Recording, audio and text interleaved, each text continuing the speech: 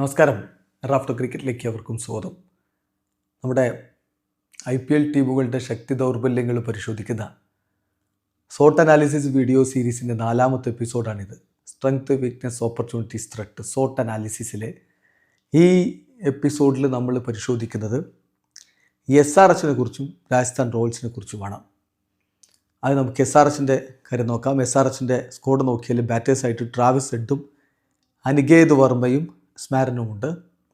Wicket കീപ്പേഴ്സായിട്ട് Heinrich ക്ലാസനും ഇഷാൻ കിഷനും സലിൽ അറോറയും ഉണ്ട്. ഓൾറൗണ്ടേഴ്സായിട്ട് Liam Livingstone, Abhishek Sharma, Nitish Kumar Reddy, Brydon Carse, Pat Cummins, Harshal Patel, Kamindu Mendis, Harsh Dubey, Jack Edwards, Shivang Kumar, അതുപോലെ ക്രൈൻസ്, ഫുലേട്ര. സ്പിന്നേഴ്സായിട്ട് ഷീസൻ അൻസാരി, അമിത് കുമാർ. ഫാസ്റ്റ് ബൗളേഴ്സായിട്ട് ഇസാൻ മലിംഗ, ജയദേവ് ഉനഡ്കഡ്, ശിവം മാവി, ഓങ്കാർ ടർമാലെ, പിന്നെ സാക്കിബ് ഹുസൈന്, അതുപോലെ പ്രഫുൽ ഹിഞ്ചെ എന്നിവരാണ് അവരുടെ സ്ക്വാഡിലുള്ളത്. അപ്പോൾ ഈ സ്ക്വാഡ് നോക്കുകയാണെങ്കിൽ ബാറ്റിംഗ് ഫയർ പവർ തന്നെയാണ് അവരുടെ ഏറ്റവും വലിയ ശക്തി. മാസീവ് ബാറ്റിംഗ് ഫയർ പവർ ഉണ്ട്. ട്രാവിസ് ഹെഡ്, അതുപോലെ നമ്മുടെ അഭിഷേക് ശർമ്മ, ഇവർ ചേർന്ന് ഓപ്പൺ ചെയ്യും. പിന്നാലെ വരാനുള്ളവരും അതിശക്തരാണ്. ഇപ്പോൾ ക്ലാസ്സിലാണെങ്കിലും നിതീഷ് കുമാർ റെഡ്ഡി ആണെങ്കിലും ലിയാം ലിവിങ്സ്റ്റൺ ആണെങ്കിലും ഒക്കെ നോക്കാം നമുക്ക്. ഇഷാൻ കിഷൻ നമ്പർ 3 മിക്കവാറും അദ്ദേഹമാവും. അപ്പോൾ അങ്ങനെ നോക്കുമ്പോൾ അതിശക്തമായിട്ടുള്ള സ്ക്വാഡാണ്. പിന്നെ സ്മാരൻ ഇപ്പോൾ മികച്ച ഫോമിലാണുള്ളത് എന്ന കാര്യം കൂടി നോക്കുക. സോ അവരുടെ സ്ട്രെങ്ത്ത് തീർച്ചയായിട്ടും ആ ഒരു ബാറ്റിംഗ് ഫയർ പവറാണ്. ഓൾറെഡി ശക്തമായിട്ടുള്ള ബാറ്റിംഗ് ആയിരുന്നു. അതിലേക്കാണ് ലിയാം ലിവിങ്സ്റ്റനെ കൊണ്ടുവന്നത് 13 കോടി കൊടുത്തുകൊണ്ട്.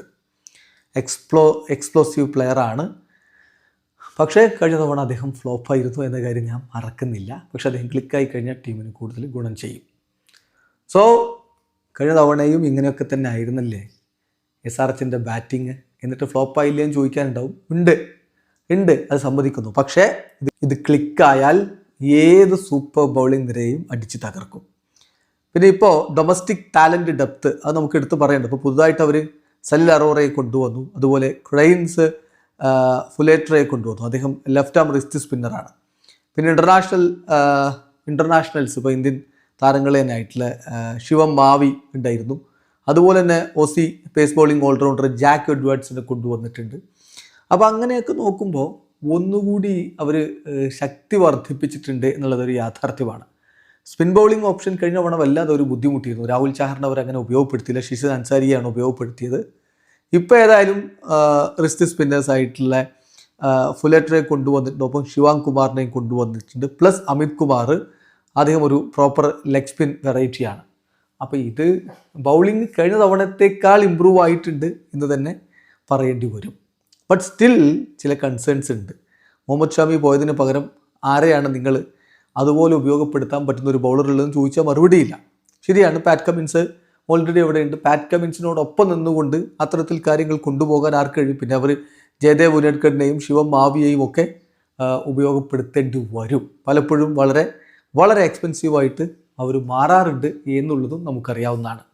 സോ മികച്ചൊരു ബാറ്റിംഗ്, അതേസമയം ബൗളിങ്ങിൻ്റെ കാര്യത്തിൽ ത്രെട്ടുണ്ട് എന്ന് തന്നെ പറയേണ്ടി വരും. അത് ഈ ടീമിനെ എത്രത്തോളം മുന്നോട്ട് കൊണ്ടുപോകും എന്നുള്ളത് കണ്ടറിയേണ്ട കാര്യമാണ്. അപ്പോൾ അതാണ് അവരെക്കുറിച്ച് നമുക്ക് ഫൈനലി നമുക്ക് പറയാൻ പറ്റുന്ന ഒരു കാര്യം. അതാണ് ന്യൂ ബോൾ അറ്റാക്ക്. ഇപ്പോൾ നമ്മൾ പറഞ്ഞല്ലോ, പാറ്റ് കമിൻസ് ഒരു ഭാഗത്തുണ്ടാകുമ്പോൾ മറുഭാഗത്ത് ആര് എന്നുള്ളൊരു ചോദ്യമുണ്ട്. അതുപോലെ തന്നെ ഇപ്പം ആക്കിബ് നബിയെ പോലുള്ളൊരു താരത്തെ കൊണ്ടുവരികയാണെങ്കിൽ തീർച്ചയായിട്ടും അത് അവർ ഗുണമായേനെ. പക്ഷേ അത് അവർക്ക് ലഭിക്കാതെ പോയി. അവർ ശ്രമം നടത്തിയെങ്കിലും ഒടുവിൽ DC ആണ് അദ്ദേഹത്തെ കൊണ്ടുപോയത്. സോ അതൊരു തിരിച്ചടിയാണ്. അപ്പോൾ ഓവറോൾ നമ്മൾ എടുക്കുകയാണെങ്കിൽ SRH ഓപ്ഷൻ്റെ സമയത്തൊക്കെ കാര്യങ്ങൾ നല്ല രൂപത്തിൽ ചെയ്യാൻ വേണ്ടി ശ്രമിച്ചിട്ടുണ്ട്. കുറേ ബേസ് പ്രൈസിന് കുറേ താരങ്ങൾ എടുക്കുന്ന കാഴ്ചയും കണ്ടു. ദെൻ ന്യൂ ബോൾ അറ്റാക്കിൻ്റെ കാര്യത്തിൽ ഞാൻ ഈ പറഞ്ഞ പോലെ പ്രശ്നങ്ങളുണ്ട്. അതുപോലെ ബൗളിംഗ് അവർക്കൊരു ഇഷ്യൂ ആണ് എന്നുള്ളത് പറയാതെ വയ്യ. ഇനി നമ്മൾ മറുഭാഗത്തേക്ക് RRൻ്റെ കാര്യത്തിലേക്ക് പോവുകയാണെങ്കിൽ അവിടെ ഒരു സ്ക്വാഡിൽ ആരൊക്കെയുണ്ട്? ആദ്യം നമ്മൾ ബാറ്റേഴ്സിന് നോക്കാം. വാൻഡ്രി പ്രിട്ടോറിയസ് ഉണ്ട്. പിന്നെ ഷിംറോൺ ഹെറ്റ്മയർ ഉണ്ട്. ശുഭൻ ദ്യൂബെ, വൈഭവ് സൂര്യവംശി, യശസ്വി ജയ്സ്വാൾ, അമൻ റാവു. വിക്കറ്റ് കീപ്പേഴ്സായിട്ട് ധ്രുവ് ജുറൽ, രവി സിംഗ്.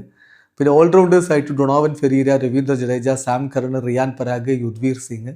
സ്പിന്നേഴ്സായിട്ട് രവി ബിഷ്ണോയി, യാഷ് രാജ് പുഞ്ച, വിഘ്നേഷ് പുത്തൂര്. ഫാസ്റ്റ് ബൗളേഴ്സായിട്ട് Jofra Archer, Kwena Maphaka, Nandre Burger, Sandeep Sharma, Tushar Deshpande, Sushant Mishra, Adam Milne, Kuldeep Sen, Brijesh Sharma ഇങ്ങനെയുള്ളവരൊക്കെ ഉണ്ട്. അപ്പം ഇവരുടെ സ്ക്വാഡിനെ കുറിച്ച് പറയുമ്പോൾ അവർ തീക്ഷണയെയും അതുപോലെ തന്നെ ഹസരംഗയെയും റിലീസ് ചെയ്തുകൊണ്ട് സ്പിൻ ബൗളിംഗ് ശക്തിപ്പെടുത്തേണ്ടതുണ്ടായിരുന്നു. അതിനുവേണ്ടി അവർ രവി ബിഷ്ണോയിയെ കൊണ്ടുവന്നിട്ടുണ്ട്. ഒരു പ്രൂവൺ വിക്കറ്റ് ടേക്കറാണ്. അദ്ദേഹത്തിന് സ്പിൻ ബൗളിങ്ങിൻ്റെ ആങ്കർ റോളിൽ പ്രകടനം നടത്താൻ പറ്റിയേക്കും. സോ അത് അവർക്കൊരു പോസിറ്റീവാണ്, അദ്ദേഹത്തെ അവർ എത്തിച്ചു എന്നുള്ളത്.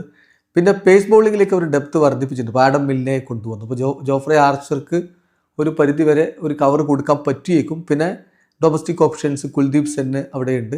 പിന്നെ ഓൾറെഡി നമുക്കറിയാമല്ലോ, അപ്പോൾ അവിടെ തന്നെ ഉണ്ടായിരുന്ന താരങ്ങൾ തീർച്ചയായിട്ടും അവരുടെ കൂടെ ഉണ്ട് എന്നുള്ളത് അവർക്കൊരു ഗുണകരമാണ്. എന്ന് പറഞ്ഞാൽ ഇപ്പോൾ പേസ് ബൗളിങ്ങിനാണെങ്കിൽ അവർക്ക് നാന്ദ്രെ ബർഗർ, സന്ദീപ് ശർമ്മ, തുഷാർ ദേശ്പാണ്ഡെ തുടങ്ങിയ താരങ്ങളുടെ ഒരു അവൈലബിലിറ്റി എന്തായാലും അവിടെയുണ്ട്. സോ അതും അവർക്കൊരു ഇമ്പോർട്ടൻ്റ് ആയിട്ടുള്ള കാര്യമാണ്. പിന്നെ എമേർജിങ് ഡൊമസ്റ്റിക് ടാലൻറ്റുകളെ സ്ക്വാഡിലേക്ക് എടുത്തിട്ടുണ്ട്. ഇപ്പോൾ യാഷ് പുഞ്ച, വിഘ്നേഷ് പുത്തൂര്. അപ്പം വിഘ്നേഷിനൊക്കെ എന്ത് ചെയ്യാൻ പറ്റും എന്നുള്ളത് കഴിഞ്ഞ അവിടെ നമ്മൾ കണ്ടിട്ടുള്ളതാണ്. അതോടൊപ്പം തന്നെ ബ്രിജേഷ് ശർമ്മ, അദ്ദേഹത്തിന് തീർച്ചയായിട്ടും ടീമിലേക്ക് കുറച്ചുകൂടി വേരിയേഷൻസ് കൊണ്ടുവരാൻ പറ്റും. പിന്നെ വിക്കറ്റ് കീപ്പർ ബാറ്ററായിട്ടുള്ള രവി സിംഗിനെ കൊണ്ടുവന്നിട്ടുണ്ട്. ടോപ്പ് ഓർഡർ ബാറ്ററായിട്ടുള്ള അമൻ റാവുവിനെ കൊണ്ടുവന്നിട്ടുണ്ട്. സോ എമേർജിങ് ഡൊമസ്റ്റിക് ടാലൻറ്റിനെ ആഡ് ചെയ്തിട്ടുണ്ട് എന്നുള്ളത് ഒരു പോസിറ്റീവായിട്ടുള്ള കാര്യമാണ്. പക്ഷേ സ്റ്റിൽ ചില കൺസേൺസ് ഉണ്ട്. അതായത് ജോഫ്രെ ആർച്ചറാണ് അവരുടെ മെയിൻ ബൗളിംഗ്, ഒപ്പം തന്നെ ആഡം മിൽനെ, രണ്ടുപേരും ഇഞ്ചുറി പ്രോണാണ് എന്നുള്ളതൊരു ഇഷ്യൂ ആണ്. സോ പേസ് ബൗളിംഗ് ഡിപ്പാർട്ട്മെൻറ്റ് തീർച്ചയായിട്ടും ടെസ്റ്റ് ചെയ്യപ്പെടുമെന്ന കാര്യം ഉറപ്പാണ്. പിന്നെ രവി ബിഷ്ണോയി ഇപ്പോൾ അറിയാമല്ലോ, ബിലോ പാർ സീസണാണ് കഴിഞ്ഞ തവണ ഉണ്ടായത്. അതിൽ നിന്ന് അദ്ദേഹം സ്റ്റെപ്പപ്പ് ചെയ്ത് ഇവിടെ മികച്ച പ്രകടനം നടത്തണം, അങ്ങനെ ഒരു കൺസേൺ അവർക്കുണ്ട്. സോ ഇവരുടെ ശരിയാണ്, നമ്മുടെ വൈഭവ് സൂര്യവംശിയും യശസ്വി ജയ്സ്വാളും ചേർന്നുകൊണ്ടുള്ള ആ ഒരു ഓപ്പണിംഗ് കൂട്ടുകെട്ട് അത് കഴിഞ്ഞു കഴിഞ്ഞാൽ പിന്നെ എന്ത് എന്നുള്ളൊരു ചോദ്യം സ്വാഭാവികമായിട്ടും ഉണ്ട്. അപ്പോൾ നമ്മൾ മിഡിൽ ഓർഡറിലേക്കൊക്കെ നോക്കുകയാണെങ്കിൽ തീർച്ചയായിട്ടും അത്തരത്തിലുള്ളൊരു സംഭാവന നൽകാൻ ആർക്ക് കഴിയുന്നുള്ളതാണ്. ഷിംറോൺ നെറ്റ്മയർക്കും ഡോണോവൻ ഫെറീറക്കും ഒക്കെ പ്രധാനപ്പെട്ട റോൾ ഇവിടെ വഹിക്കാനുണ്ട്. ഇപ്പോൾ റിയാൻ പരാഗ് ആണെങ്കിലും ധ്രുവ് ജോറിലാണെങ്കിലും അത്രത്തോളം കൺസിസ്റ്റൻ്റ് ആയിട്ട് പെർഫോം ചെയ്ത് നമ്മൾ കണ്ടിട്ടില്ല. സഞ്ജുവിൻ്റെ പോക്ക് അവർ അറിയാത്ത വിധം കൊണ്ടുപോകാനുള്ള ആ ഒരു ആയുധങ്ങൾ അവരുടെ കയ്യിലുണ്ട്. അതെങ്ങനെ ഉപയോഗപ്പെടും എന്നുള്ളതാണ് ഇനി കണ്ടറിയേണ്ടത്. സോ ബൗളിങ്ങിൽ അവർക്ക് ചില ആശങ്കകളുണ്ട്, അതുപോലെ തന്നെ ലോവർ മിഡിൽ ഓർഡറിലും ചില ആശങ്കകളുണ്ട് എന്നതാണ് ഒരു യാഥാർത്ഥ്യം. നിങ്ങൾക്ക് വ്യത്യസ്ത അഭിപ്രായങ്ങളുണ്ടാവും, കമൻറ്റ് ബോക്സ് രേഖപ്പെടുത്തി. വീഡിയോ സാധിക്കുന്നു. ക്രിക്കറ്റ് ലോകത്തെ കൂടുതൽ വിശേഷങ്ങളുമായി റഫ്ലക്സ് ചെയ്തു.